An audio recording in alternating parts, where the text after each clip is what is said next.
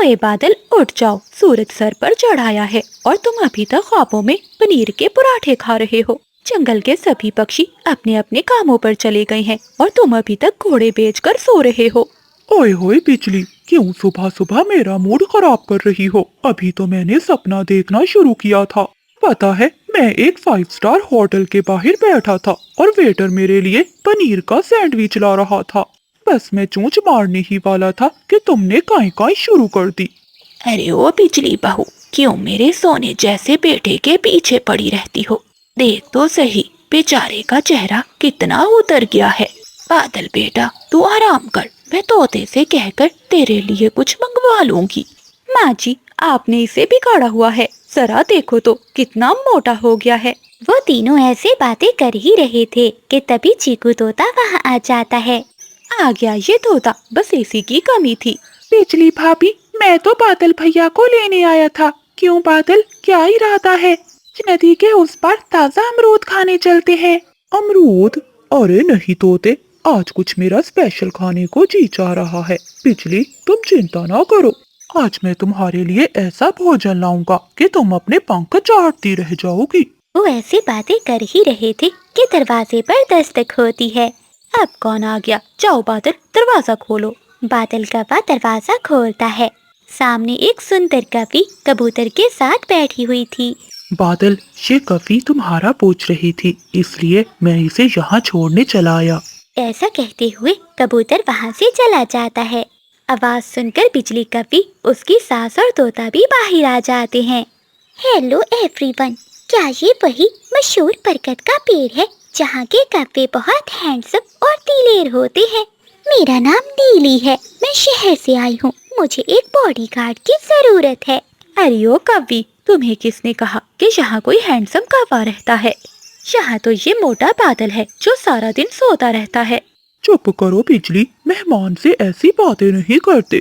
जी जी madam, बिल्कुल मेरा नाम बादल है। मैं इस जंगल का सबसे हैंडसम कौवा हूँ। आपको बॉडीगार्ड चाहिए, मैं हाजिर हूँ।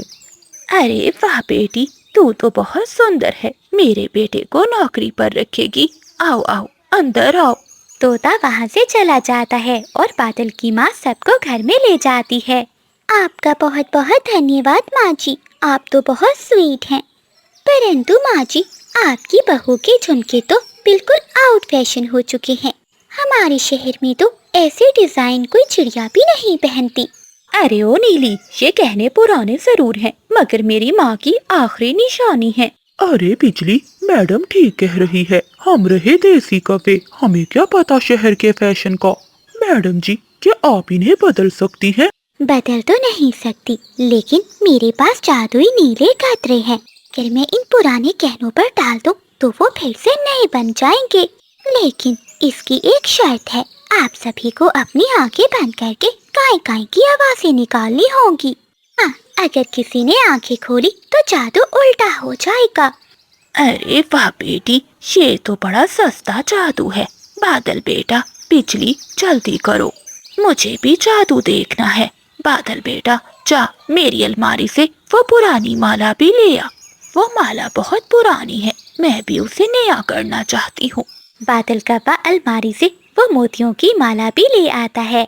वो सभी गहने नीली कवि के सामने रखकर अपनी आंखें बंद कर लेते हैं और ऊंची आवाज में काई काई करने लगते हैं। जैसे ही वो कौवे शोर मचाते हैं तो नीली कवि वो गहने अपनी पोटली में डालती है और चुपके से वहाँ से निकल जाती है। मैडम, जादू हो गया, क्या मैं अपनी आंखें खोल लूं? बादल चुप करो, मुझे कोई खुशबू नहीं आ रही और खामोशी बहुत ज्यादा है। जैसे ही वो सब आंखें खोलते हैं तो सामने न नीली कवि थी और ना ही गहने। हाय हाय बादल, मेरे गहने, वो नीली तो चोरनी निकली। हाय हाय, मेरी मोतियों की माला। बादल कुछ कर, तेरे सामने हमारा घर लूट गया। बिजली और माँ जी, रोना बंद करें, मैं इस नीली चोरनी को जरूर पकड़ूंगा। बादल कौवा तेजी से अपने घर से उड़ता है। वो तोते, चिड़िया और कबूतर के पास जाता है। तोते यार, तुम उस नीली कवि को कहाँ से लेकर आए थे? वो तो चोरनी निकली, हमारे गहने लेकर भाग गई। क्या वो कवि चोरनी निकली? मुझे तो नहीं मालूम था। मुझे तो वो रास्ते में मिली थी और कौवों के घर के बारे में पूछ रही थी, इसलिए मैंने उसे तुम्हारे घर में छोड़ दिया। क्या कहा बादल भैया? नीली कवि, मैं उसे अच्छे से जानती हूँ। वो कवि दूसरे जंगल पे रहती है। मेरे भाई के साथ भी उसने ऐसा ही किया था। तब से उसे जंगल से निकाल दिया गया था। चिड़िया बहन, अब उसे पकड़ना होगा, वो ज्यादा दूर नहीं गई होगी। चिड़िया बहन, हमें उसे नदी पार करने से पहले पकड़ना होगा। अगर उसने नदी पार कर ली तो हम कभी उसे पकड़ नहीं पाएंगे। रुको दोस्तों, ताकत से नहीं अकल से काम लो। वो नदी के पार नहीं जा पाएगी। मेरे पास एक शॉर्टकट रास्ता है, चलो जल्दी करो। ऐसा कहते हुए वो सभी पक्षी अपनी पूरी रफ्तार से उड़ते हैं। नीली कवि अभी नदी के पास ही पहुंची थी कि सभी पक्षी उसे आगे से घेर लेते हैं। मुझे छोड़ दो, मुझे जाने दो। तुम्हें ऐसे कैसे जाने दे? पहले हमारे कहने वापस करो, वरना तुम्हें चील के हवाले कर देंगे। चील का नाम सुनकर नीली कवि डर जाती है। नहीं नहीं पक्षियों, मुझे चील के हवाले मत करो, मुझे माफ कर दो। मैं बहुत मुश्किल में थी, इसलिए चोरी करनी पड़ी। क्यों, क्या हुआ तुम्हारे साथ? चिड़िया बहन, मेरा एक छोटा सा बच्चा है। दूसरे जंगल से निकाले जाने पर हमारे पास कोई भी रहने का ठिकाना नहीं है। मुझे अपनी बेटी के लिए घर बनाना था, इसलिए चोरी की। अरे नीली बहन, अगर आप हमें ये सब पहले बता देती तो आपको ये चोरी नहीं करनी पड़ती। बादल भैया, हम सबको मिलकर नीली की मदद करनी चाहिए। नीली बहन, आज से आप अपनी बेटी को इसी जंगल में ले आएं। हम आपके लिए एक नया घर बनाएंगे, इसमें आप और आपकी बेटी आराम से रहेंगी। ये सुनकर नीली कवि खुश हो जाती है और वो सारे गहने बादल कवि को लौटा देती है। कुछ दिनों बाद जंगल में एक सुंदर घोंसला बन जाता है जो सभी पक्षी मिलकर बनाते हैं, जहाँ नीली कवि अपनी बेटी के साथ खुशी खुशी रहने लगती है। ये वीडियो मुकम्मल तौर पर फर्जी है और सिर्फ तफरीह और तालीमी मकासद के लिए बनाई गई है। इस वीडियो में दिखाए गए तमाम वाक़यात, किरदार और कहानियाँ मुकम्मल तौर पर फर्जी हैं। इनका हकीकी वाक़यात या लोगों से कोई ताल्लुक नहीं। इस वीडियो का मकसद बच्चों को हिफाजत और फैसला साजी करने से आगाह करना है। बराह करम इसे गलत तनाज़ुर में ना लें। बादल जी, अभी तक सो रहे हो? चलो मेरे साथ, तुम्हें कुछ दिखाना है। क्या हुआ बिजली, क्यों काए काए कर रही हो? सोने दो मुझे। तुम यहाँ सोते रहो और जंगल के पक्षी वो सारा मीठा शहद ले जाएंगे। क्या कहा? मीठा शहद? हाँ, पीपल के पेड़ पर एक बहुत बड़ा शहद की मक्खियों का छत्ता है। उसमें से मीठा मीठा शहद टपक रहा है। अगर वो मीठा शहद हमें मिल जाए तो हमें दाने की खोज में उड़ना नहीं पड़ेगा। हाँ बिजली, चलो जल्दी जाकर वो शहद ले आते हैं। ऐसा कहते हुए वो पति पत्नी पीपल के पेड़ के पास जाते हैं। बिजली, तुम सही कह रही थी, ये छत्ता तो बहुत बड़ा है और ये छोटी मक्खियाँ तो नन्ही सी जाने हैं। मेरे एक पर के झटके से सभी उड़ जाएंगी। मैं अभी जाकर मक्खियों को हटाकर इस छत्ते पर कब्जा कर लेता हूँ। तभी चीकू तोता और कोमल चिड़िया भी वहाँ आ जाते हैं। रुको बादल, रुक जाओ। ये मक्खियाँ जितनी छोटी हैं, इतनी ही खतरनाक भी हैं। ये छत्ता इनका घर है, वो अपनी मेहनत की कमाई किसी को नहीं लेने देंगी। बेहतर यही होगा कि तुम नदी के पास जाकर गिरे हुए अमरूद खा लो। अरे मोटी चोंच वाले, तू तो डरता है, तू ही जाकर वो कड़वे अमरूद खा। मैं और बिजली तो आज इस मीठे शहद का ही नाश्ता करेंगे। बादल भैया रुक जाइए, तोता ठीक कह रहा है। शहद मीठा जरूर है, लेकिन इन मक्खियों का गुस्सा बहुत कड़वा है। आप रुक जाइए। अरे ओ छोटी चिड़िया, तू अपना काम कर, हमें मत सिखा कि हमें क्या करना है। बादल, तुम जाओ और मेरे लिए मीठा मीठा शहद लेकर आओ। ऐसा कहते हुए बादल कौवा छत्ते की ओर बढ़ता है। बिजली कवि भी बादल के पीछे पीछे थी। कोमल चिड़िया और चीकू तोता डर के मारे झाड़ियों के पीछे छुप जाते हैं। अरे ओ छोटी मक्खियों, हट जाओ मेरे रास्ते से, अब ये शहद मेरा है। बादल कवि की बात सुनकर शहद की मक्खियाँ गुस्से में आ जाती हैं। छत्ते से ढेर सारी मक्खियाँ बाहर निकलती हैं। बिजली, ये तो बहुत सारी मक्खियाँ हैं, भागो वरना ये हमें खा जाएंगी। बादल, मेरी ओर मत आओ, इन्हें दूर ले जाओ। ऐसे मक्खियाँ बादल और बिजली को घेर लेती हैं। क्यों बादल, अब कैसा लगा शहद, मीठा या कड़वा? मोटी चोंच वाले, मजाक छोड़ो, हमें बताओ हम कहाँ जाए। बादल भैया और बिजली बहन नदी के पास वाली गुफा में चले जाएं और अंदर से दरवाजा बंद कर लें, वहाँ मक्खियाँ नहीं पहुँच पाएंगी। कोमल चिड़िया की बात सुनकर बिजली और बादल वहाँ से तेजी से उड़ते हैं। बादल और बिजली आगे आगे और शहद की मक्खियाँ उनके पीछे पीछे उड़ रही थीं। वो पति पत्नी नदी की पास वाली गुफा में जाकर छुप जाते हैं। बादल जी, ये सब तुम्हारी वजह से हुआ है। अब हम यहाँ से बाहर कैसे निकलेंगे? वो मक्खियाँ तो गुफा के बाहर हमारा इंतजार कर रही हैं। चुप कर जाओ बिजली, ये सब तुम्हारी वजह से हुआ है, मेरी वजह से नहीं। अच्छा भला सो रहा था, तुम ही मुझे मक्खियों के पास लेकर आई। अब तो मुझे भूख भी बहुत लग रही है, लेकिन यहाँ तो पत्थर के सिवा कुछ भी नहीं है। तोता, कबूतर और चिड़िया दूर बैठे ये सब देख रहे थे। कोमल बहन, वो मक्खियाँ तो गार के बाहर बैठी हैं, अगर हम वहाँ गए तो वो हमें भी नहीं छोड़ेंगी। नहीं कबूतर भैया, मुश्किल में पड़े साथियों को छोड़ना अच्छी बात नहीं है। मक्खियाँ सिर्फ तब तक ही गुस्से में हैं जब तक इन्हें कोई बड़ा खतरा नजर न आए। आप तुरंत जाएं और पहाड़ों पर रहने वाली चील को बुला कर लाएं। चिड़िया बहन, चील वो तो बहुत गुस्से वाली है, वो हमारी मदद क्यों करेगी? हाँ तोते, तुमने ठीक कहा। कबूतर भैया, बस आप जाकर उन्हें कह दें कि कौवे मुश्किल में है। वही जंगल की सबसे ताकतवर पक्षी है जो उन्हें बचा सकती है। वो अपनी तारीफें सुनकर खुश हो जाएगी। चिड़िया की बात मानकर कबूतर पहाड़ों पर जाता है जहाँ चील अपने घोंसले में बैठी हुई थी। ए बहादुर चील, आपकी जय हो। पूरे जंगल में आप जैसी उड़ान किसी की नहीं। आज हम जैसे छोटे पक्षियों को आपकी बहादुरी की जरूरत पड़ गई है। वो कौवे जो अपने आप को ताकतवर समझते थे, आज मक्खियों की जाल में फंस गए हैं। अब आप उनकी जान बचाकर उनको दिखाएं कि आप ही जंगल की सबसे ताकतवर पक्षी हैं। अपनी तारीफें सुनकर चील बहुत खुश होती है। अच्छा, तो वो कौवे मेरा मजाक उड़ाते थे। ठीक है कबूतर, आज मैं उन्हें बचाकर उनको दिखाऊंगी कि मैं ही जंगल की सबसे ताकतवर पक्षी हूँ। ऐसा कहते हुए चील कबूतर के साथ आती है। अरे ओ छोटी मक्खियों, अगर हिम्मत है तो मेरा पीछा करो। देखो, मैं तुम्हारा शहद चुराने जा रही हूँ। ये सुनकर शहद की मक्खियाँ गुस्से में आ जाती हैं। वो शिकारी चील के पीछे उड़ने लगती हैं, लेकिन चील की उड़ान बहुत तेज थी। वो उड़ते उड़ते उन्हें पहाड़ों की तरफ ले जाती है। तोते भैया, यही मौका है, जल्दी करो, हमें इन कपों को बाहर निकालना होगा। ऐसा कहते हुए कोमल चिड़िया और तोता गुफा के पास जाते हैं। बादल भैया, बिजली बहन, जल्दी करें, गुफा से बाहर आएं। चिड़िया, क्या मक्खियाँ चली गईं? हाँ हाँ बिजली बहन, बातें बाद में करना, जल्दी बाहर आओ, वरना मक्खियाँ किसी समय भी वापस आ सकती हैं। बिजली और बादल गुफा से बाहर आते हैं और वो सब पक्षी वहाँ से चले जाते हैं।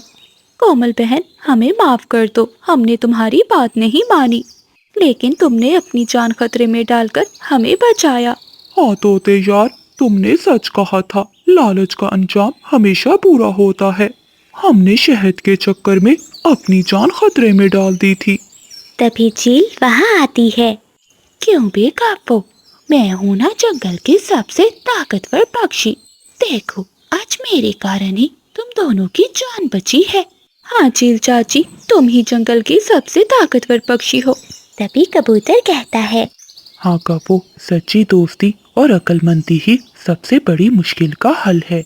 ये वीडियो मुकम्मल तौर पर फर्जी है और सिर्फ तफरीह और तालीमी मकासद के लिए बनाई गई है। इस वीडियो में दिखाई गई तमाम वाक़यात, किरदार और कहानियाँ मुकम्मल तौर पर फर्जी हैं। इनका हकीकी वाक़यात या लोगों से कोई ताल्लुक नहीं। इस वीडियो का मकसद बच्चों को हिफाजत और फैसला साजी करने से आगाह करना है। बराह करम इसे गलत तनाजुर में ना लें।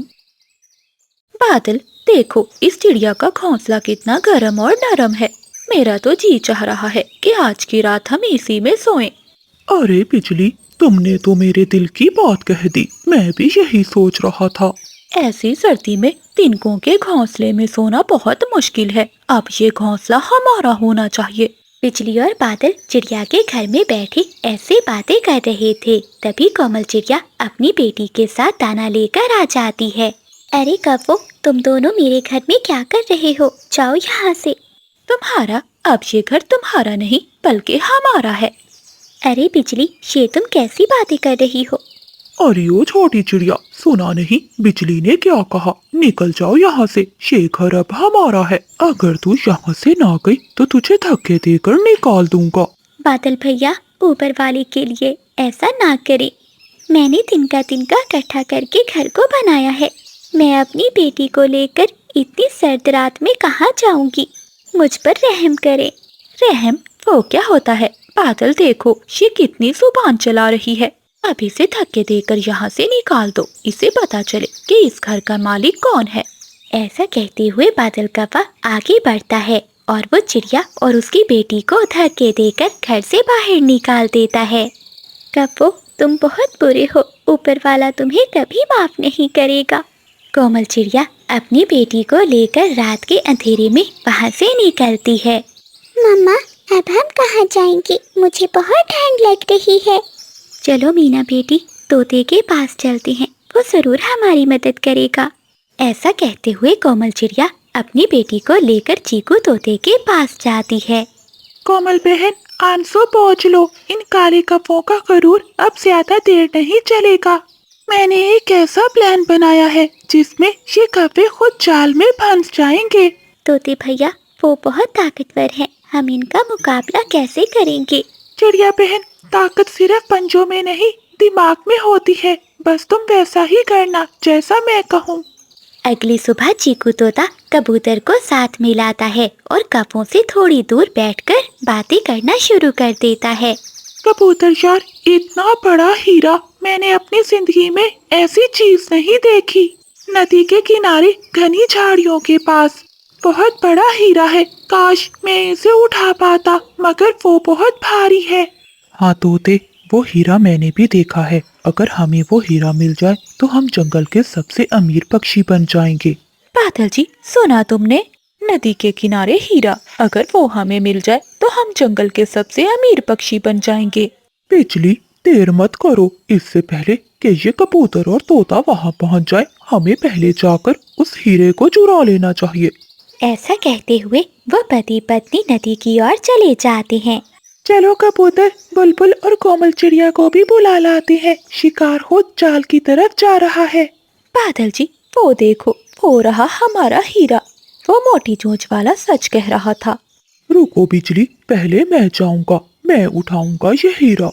नहीं, मैंने पहले देखा था, मैं ही उठाऊंगी। ऐसे वो पति पत्नी लड़ते हुए हीरा उठाने के लिए आगे बढ़ते हैं। हीरे के पास पहुंचते ही एक जाल उन पर आकर गिरता है और वो उस जाल में फंस जाते हैं। बादल, ये तो किसी शिकारी का जाल है, हम मारे गए। कोई है, बचाओ। ऐसे वो कपे जोर जोर से चिल्ला रहे थे। तभी कोमल चिड़िया, तोता, कबूतर और बुलबुल सभी वहाँ आ जाते हैं। क्यों पक्षियों, आज तुम्हारा गरूर खाक में मिल गया। दूसरों का घर उजाड़ने वालों का अपना घर भी नहीं रहता। कपे भैया, आप तो अपने आप को बहुत बहादुर समझते हैं। अब इस जाल को तोड़कर दिखाओ। कोमल बहन, हमें माफ कर दो, हमसे बहुत बड़ी गलती हो गई। शिकारी आने ही वाला होगा, हमें यहाँ से निकालो। हम तुम्हारे घोंसले में दोबारा नहीं जाएंगे। क्यों बादल, इतनी जल्दी तौबा? अभी तो पार्टी शुरू हुई है। देखो, सामने से शिकारी आ रहा है। दूर से शिकारी उसी ओर ही आ रहा था। ये देखकर कपे तो बहुत डर जाते हैं। वो जाल के अंदर पागलों की तरह इधर उधर टकरे मार रहे थे। चिड़िया बहन, तुम्हें तुम्हारी मीना की कसम, हमें इस बार बचा लो। हम कभी किसी का बुरा नहीं करेंगे। हाँ चिड़िया बहन, बिजली ठीक कह रही है, हम बहुत बुरे हैं। बस एक बार हमें माफ कर दो और हमें यहाँ से बचा लो। तोते भैया, हम किसी को मरते नहीं देख सकते, चाहे वो दुश्मन ही क्यों ना हो। हमें इन्हें बचाना होगा। ऐसा कहते हुए चिड़िया और सभी पक्षी मिलकर जाल को हटाते हैं और कौवों को वहाँ से निकाल लेते हैं। शिकारी के आने से पहले वो सभी वहाँ से उड़ जाते हैं। चिड़िया बहन, तुमने हमारी जान बचाई, जबकि हमने तुम्हारा घर छीन लिया। हमें माफ कर दो। बुराई का बदला अच्छाई से देना ही सबसे बड़ी जीत है। तो प्यारे दोस्तों, इस कहानी को लाइक, चैनल को सब्सक्राइब और अपने दोस्तों के साथ शेयर करना मत भूलिएगा। आपका धन्यवाद। ये वीडियो मुकम्मल तौर पर फर्जी है और सिर्फ तफरीह और तालीमी मकासद के लिए बनाई गई है। इस वीडियो में दिखाए गए तमाम वाक़यात, किरदार और कहानियाँ मुकम्मल तौर पर फर्जी हैं। इनका हकीकी वाक़यात या लोगों से कोई ताल्लुक नहीं। इस वीडियो का मकसद बच्चों को हिफाजत और फैसला साजी करने से आगाह करना है। बराह करम इसे गलत तनाजर में ना लें। ओ भाग्यवान, जल्दी करो, मुझे पानी ला कर दो। कोमल चिड़िया रसोई से पानी लाकर अपने पति को देती है। पति जी, ये लीजिए पानी। क्या हुआ, आज आप बहुत परेशान लग रहे हैं। क्या करूं, मुझे कुछ भी समझ नहीं आता। मैं अपने खेतों में इतनी मेहनत कर उसे हरी हरी घास काट कर ले आया करूंगी। ये बेचारा बैल हमारे कितने काम आता है, हम इसके लिए इतना तो कर सकते हैं। उस दिन से कोमल चिड़िया जंगल में जाती है और घास काट कर लाती है और वो अपने बैल को खिलाती है। एक दिन कोमल चिड़िया की तबीयत बहुत खराब हो जाती है। आज तो बिल्कुल उठने की हिम्मत नहीं है। क्या करूं? अगर घास नहीं लाई तो बैल बेचारा भूखा रह जाएगा। उठती हूँ और थोड़ी हिम्मत करके घास काट कर ले आती हूँ। फिर कोमल चिड़िया घास लेने के लिए जंगल में चली जाती है। वो धीरे धीरे करके ढेर सारी घास काट लेती है। अब मैं घर जाती हूँ। कोमल चिड़िया घास लेकर घर जाने ही वाली थी कि तभी उसके सामने एक घायल बैल आ जाता है। अरे अरे बैल जी, आप इस जंगल में क्या कर रहे हैं? ये क्या, इस बैल को तो बहुत चोट लगी है। लगता है किसी ने भगाने के लिए इसे जोर से मारा है। फिर कोमल चिड़िया पास की झाड़ियों से एक जड़ी बूटी का पौधा लेकर आती है। बैल जी, आप चिंता नहीं कीजिए, मैं इस बूटी का रस निकालकर आपके घाव पर लगा देती हूँ, उससे आपको आराम मिल जाएगा। जैसे ही चिड़िया घाव पर दवाई लगाने लगती है तो बैल चिड़िया की कटी हुई घास खाने लगता है। बैल जी, लगता है आज ये घास आपके लिए ही काटी जा रही थी। अब ये घास खा लो, अभी कुछ समय है, मैं और जाकर काट लेती हूँ, नहीं तो मेरा बैल भूखा रह जाएगा। कोमल चिड़िया फिर से घास काटने लगती है। तभी उसे चक्कर आ जाते हैं और वो बेहोश होकर वहीं पर गिर जाती है। थोड़ी देर बाद जब चिड़िया की आंख खुलती है तो उसके सामने वही बैल खड़ा हुआ था। चिड़िया, तुम ठीक हो ना? क्या हुआ है तुम्हें? अरे ये क्या बैल जी, आप बोल सकते हैं। तुम्हें मुझसे डरने की कोई जरूरत नहीं है। मैं तुम्हें कोई नुकसान नहीं पहुंचाऊंगा, बल्कि मैं तुम्हारी मदद कर सकता हूँ। बैल जी, आप भला मेरी क्या मदद कर सकते हैं? मेरे पास एक बैल है, हम उसी का पेट पाल ले, यही हमारे लिए काफी है। चिड़िया, मैं कोई साधारण बैल नहीं हूँ, बल्कि एक जादुई बैल हूँ। तुम चलो मेरे साथ, मैं तुम्हारे सारे दुख दूर कर दूंगा। कोमल चिड़िया उड़ने की कोशिश करती है मगर उसे उड़ा नहीं जा रहा था। फिर बैल अपनी शक्ति से चिड़िया को अपने ऊपर बिठाकर उसके घर ले आता है। कोमल, तुम ये किसके बैल पर बैठ कर आई हो? पति जी, ये एक जादुई बैल है और हमारी मदद के लिए हमारे घर आया है। कैसी मदद? हमारे पास एक बैल तो है, उसका पेट हमसे भरा नहीं जाता। भला हम इस बैल को चारा कहाँ से ला कर देंगे? आप चिंता नहीं करो, बस एक बार मुझे अपने खेत में ले जाओ। अरे ये क्या, ये बैल तो बोल रहा है। पति जी, इतना ना डरिए, एक बार इसे खेत में लेकर जाते हैं, आखिर देखें तो ये हमें क्या चमत्कार दिखाने वाला है। फिर कोमल चिड़िया और बंटी चिड़ा उस बैल को अपने खेत में ले जाते हैं। वो बैल चिड़िया के खेत में जहाँ जहाँ चलता है वहाँ से सोना निकलने लगता है। ये क्या पति जी, ये तो चमत्कार है। हाँ कोमल, ये सच में चमत्कार है। लगता है ऊपर वाले ने ये बैल हमारे लिए भेजा है। हाँ पति जी, चलिए अब बैल को लेकर घर चलते हैं, वरना कोई पक्षी देख लेगा तो हमसे सवाल करने लगेगा। फिर चिड़िया और चिड़ा वो सारा सोना और बैल को लेकर घर आ जाते हैं। पति जी, मैंने अपनी जिंदगी में कभी इतना सोना नहीं देखा। हाँ कोमल, हमारी गरीबी के दिन दूर हो गए। सुबह होते ही मैं इन्हें बेचकर पैसे ले आऊँगा। अगले दिन बंटी चिड़ा ऐसा ही करता है। वो कभी सुनार को सोना बेचकर अपनी जरूरत का सामान ले आता है। एक दिन कोमल चिड़िया अपने पति से कहती है, पति जी, मैं सोच रही थी क्यों ना हम अपने लिए एक बड़ा घर बनवा लें, आगे जाकर वो हमारे बच्चों के काम आएगा। हाँ हाँ पत्नी, आज रात मैं उस बैल को फिर से खेतों में लेकर जाऊंगा। रात होते ही बंटी चिड़ा और कोमल चिड़िया उस बैल को लेकर खेत में जाते हैं। जैसे ही बैल खेतों में चलने लगता है तो उसके कदमों के नीचे से सोना निकलने लगता है। वो पति पत्नी सारा सोना समेटकर घर आ जाते हैं। ये लीजिए कफे सेठ, ये सारा सोना लेकर मुझे पैसे दे दीजिए। हाँ हाँ, पैसे तो मैं दे दूंगा, लेकिन तुम इतना सारा सोना कहाँ से लाते हो? अरे अगर आपको सोना खरीदना है तो आप खरीदो, नहीं तो मैं किसी और को बेच दूंगा। हो। अरे चिड़े, तुम तो नाराज हो गए, जैसे मैंने तुम्हें कोई राज की बात पूछ ली हो। अच्छा ये लो तुम्हारे सोने के पैसे। फिर बंटी चिड़ा पैसे लाकर अपने लिए एक बड़ा घर बनवा लेता है। अब जब कभी भी बंटी चिड़े को किसी चीज की जरूरत होती तो वो सोना सुनार कपे को बेचकर खरीद लेता। ये इतना सोना लाता कहाँ से है? मुझे इस बात का पता लगाना ही होगा। फिर सुनार कपा अपनी पत्नी के पास जाता है और उसे पूरी बात बताता है। पति जी, देर का है कि आज रात को ही इनका पीछा करते हैं, देखते हैं आखिर इनके पास इतना सोना आता कहाँ से है। रात होते ही वो कपे चिड़िया और चिड़े पर नजर रखते हैं। जब चिड़िया और चिड़ा खेतों में बैल को लेकर जाते हैं तो कपे वो सब देख लेते हैं। अच्छा पति जी, यहाँ से आता है सोना, अगर हमें ये बैल मिल जाए तो हमारी भी बल्ले बल्ले हो जाएगी। आधी रात के बाद जब सब पक्षी सो जाते हैं तो वो कपे उस बैल को चुरा कर ले जाते हैं। चल बे बैल, उस चिड़े को बहुत अमीर कर दिया है, अब हम पति पत्नी को भी अमीर कर दे। चले जाओ तुम यहाँ से, वरना मैं तुम्हें बहुत मारूंगा। पति जी, ये बैल तो बोल सकता है। हाँ, मैं बोल भी सकता हूँ और मार भी सकता हूँ। तभी आवाज सुनकर बंटी चिड़ा वहाँ आता है। छोड़ दो मेरे बैल को, तुमने मेरे बैल को क्यों बांध दिया है? पति जी, ये बैल तो हमें कुछ नहीं दे रहा, क्यों ना हम इस चिड़े से ही निकलवाएं। चल बे चिड़े, तेरे पास जो भी है सब निकाल बाहर, मैं तुम्हें कुछ भी नहीं दूंगा। तभी बादल कपे को बहुत गुस्सा आता है और वो पति पत्नी मिलकर चिड़े को मारने लगते हैं। ये देखकर बैल को बहुत गुस्सा आता है और वो पीछे से आकर कपा कपी को उठाकर दूर फेंकता है। हाय रे पति जी, मेरी कमर टूट गई। हाँ बिजली, मुझसे भी नहीं उठा जा रहा, कैसा बैल है ये?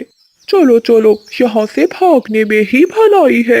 ऐसा कहते हुए वो कपे वहाँ से भाग जाते हैं। अरे और कितनी देर लगेगी? कपे, इतनी देर तो मैं यहाँ नहीं खड़ा हो सकता। चलो मोटी चूंच वाले, रुकना है तो रुक, वरना जा यहाँ से। आराम से बोल, चीकू, चीकू नाम है मेरा। ठीक से बात कर मुझसे, पहले तू तोतला है, अब तेरी टांगे तोड़कर तुझे लंगड़ा भी कर दूंगा। न जाने तू अपने आप को क्या समझता है? इस जंगल का सबसे बढ़िया मोमोज वाला। अच्छा, तेरा धंधा भी बंद ना करवा दिया तो मेरा नाम भी चीकू नहीं। चीकू तोता गुस्से में अपने घर वापिस आ जाता है। चीकू जी, कहाँ गए थे आप सुबह से? कब से आपका इंतजार कर रही हूँ। तो नहीं टिंकी, बस घूमने गया था। जंगल में घूमने से अच्छा है कि तुम भी एक मोमोज का ठेला लगा लो। देखा है उन कफों को, कितना अच्छा चलता है उनका धंधा। अपनी पत्नी की बात सुनकर चीकू तोता मन में सोचने लगता है। अरे वाह, टिंकी ने तो बहुत अच्छी तरकीब दी है, अब मैं भी उस काफे से बदला लूंगा। टिंकी, तुमने आज मेरी आंखें खोल दी है, अब मैं भी लगाऊंगा मोमोज का ठेला। क्या पति जी, आप सच बोल रहे हैं? हाँ, लेकिन एक समस्या है। क्या हुआ? अब क्या समस्या है? टिंकी, मुझे तो मोमोज बनाने ही नहीं आते। आप चिंता क्यों करते हैं, मैं आपको घर से मोमोज बना कर दूंगी, बस आप जाकर उन्हें बाजार में बेचाया करना। तो ठीक है टिंकी, मैं कल से अपना ठेला लगाऊंगा।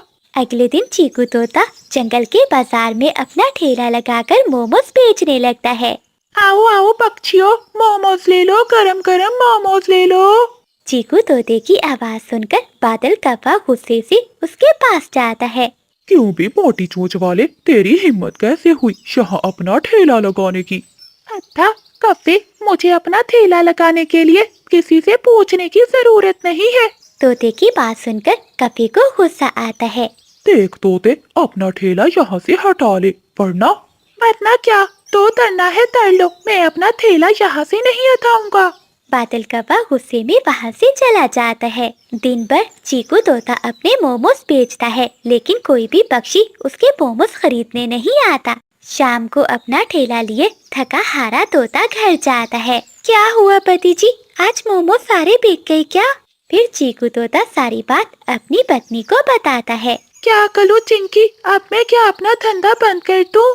नहीं नहीं पति जी, आज तो आपके काम का पहला दिन था, इतनी जल्दी हार नहीं मानते। अगर तुम कहती हो तो ठीक है, मैं करूँगा काम। अगले दिन भी चीकू तोता अपना ठेला लिए खाली बैठा था। मेरी तो किस्मत ही खराब है, जिस काम में हाथ डाला है कभी 2 दिन से ज्यादा नहीं चला। तोता उदास बैठा ये सब सोच ही रहा था कि तभी उसके पास कबूतर आता है। अरे तोते भाई, तुमने मोमोज का ठेला लगा लिया और मुझे बताया भी नहीं। तुम्हें इतने क्या, मैं जो काम भी करूं। अरे गुस्सा क्यों करते हो, मुझे 1 लीटर दूध दे दो। क्या दूध? तुम्हें यहाँ कोई गाय बंधी दिखाई दे रही है? तो फिर मैं कहाँ आ गया चिड़िया बहन। अले अले, मैं चिड़िया नहीं तोता हूँ और मैं यहाँ मोमोज बेच रहा हूँ। अच्छा, तो मुझे 1 प्लेट लगा दो मोमोज की। कबूतर वो सारे मोमोज खा जाता है। अरे क्या बात है इन पकोड़ों की, ये तो बहुत स्वादिष्ट थे। अच्छा अब मैं चलता हूँ। ताहा ताहा, पहले मेरे पैसे तो दो। कैसे पैसे? मैं तो तुम्हारा दोस्त हूँ, भला दोस्त से भी कोई पैसे लेता है? वैसे भी मेरे पास तो कोई पैसे नहीं। अच्छा, अगर पैसे नहीं थे तो मोमोज क्यों खाए? तभी तोता सोचता है, क्यों ना मैं इसे अपने ठेले पर काम पर लगा दूं, इससे मेरे पैसे भी वसूल हो जाएंगे। ठीक है, अगर तेरे पास पैसे नहीं है तो तू मेरे साथ मेरे ठेले पर काम करवाएगा। ठीक है तोते भाई, मैं काम करने के लिए तैयार हूँ। वैसे भी मेरे पास करने के लिए कोई काम नहीं है। दोपहर तक तोते के ठेले पर कोई भी ग्राहक नहीं आता। खले खले खले, मेरा मुंह क्या देख रहे हो? जाओ किसी ग्राहक पक्षी को लेकर आओ। ठीक है, मैं अभी किसी ग्राहक को लेकर आता हूँ। ऐसा कहते हुए कबूतर वहाँ से बादल कौवे के ठेले पर चला जाता है। अरे भाई, क्या तुम्हें मोमोज खाने हैं? पता है जंगल पे नए मोमोज का ठेला लगा है। अबे ओ कबूतर, मेरा खुद का मोमोज का ठेला है, भला मैं क्यों खाऊंगा? फिर कबूतर पास खड़े पक्षियों से कहता है, अरे बुलबुल बहन, जंगल में बहुत मजे के मोमोज का ठेला है, तुम चलो वहाँ चलकर मोमोज खाओ। कबूतर, क्या तुम अंधे हो गए हो? मैं मोमोज खा रही हूँ। अरे बुलबुल, ये तो सड़ी हुई सब्जी के मोमोज हैं, हम जो बेच रहे हैं वो बहुत स्वादिष्ट हैं। कबूतर की बात कौवा सुन लेता है। क्या बोला कबूतर, मेरे मोमोज सड़े हुए हैं? फिर कौवा कबूतर को मारता है और वहाँ से भगा देता है। अगले दिन तोता जब ठेला लगाता है तो वो किसी काम से चला जाता है। आज तो मालिक नहीं है, मैं उसके सारे मोमोज बेच कर रहूंगा। वो मुझ पर बहुत खुश होंगे और मेरी तनख्वाह भी बढ़ा देंगे। ऐसा कहते हुए कबूतर आवाज देने लगता है, आओ पक्षियों आओ, स्वादिष्ट मोमोज खाओ, 1 प्लेट 1 रुपए में। 1 रुपए की प्लेट सुनकर सभी पक्षी हैरान होते हैं। बादल कौवे के पास जो पक्षी मोमोज खा रहे थे वो भी वहाँ चले जाते हैं। ऐसे कबूतर सारे मोमोज बेच देता है। आज तो मालिक बहुत खुश होगा। तभी तोता वहाँ आता है। अरे वाह वाह, ये क्या? अरे ओ करम चली, बस दिन भर बर्तनों को ही रगड़ती रहती है। चल जा यहाँ से, घर में मेहमान आने वाले हैं, जाकर घर की अच्छे से सफाई कर दे। जी माँ जी, अभी करती हूँ। सारा घर साफ करने के बाद कोमल चिड़िया थकी हारी अपने घोंसले में जाकर सो जाती है। अरे ओ बहू, कहाँ मर गई तू? चिड़िया घबराकर उठ जाती है और अपनी सासू माँ के पास जाती है। जी माँ जी, मैं तो बस काम खत्म करने के बाद थोड़ा आराम करने गई थी।